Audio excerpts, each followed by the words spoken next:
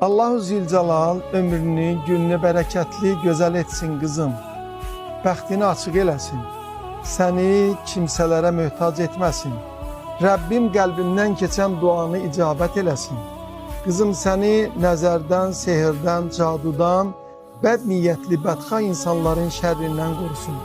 Şeytanın şərrindən, şeytanlanmış paxıl insanlardan səni qorusun qızım.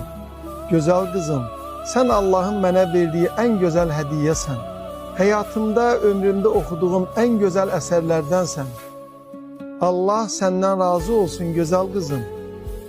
Rəbbim sənə xeyirli qapılar açsın. Rəbbim sənə xeyirli, bərəkətli huzurlar nəsib etsin. Rəbbim səni kimsəyə möhtac etməsin. Rəbbim səni bəla və müsibətlərdən, imtihanlardan qorusun. Rəbbim səni özünə gözəl bəndə, Peyğəmbərinə və əhl-i beytinə dost qərar versin.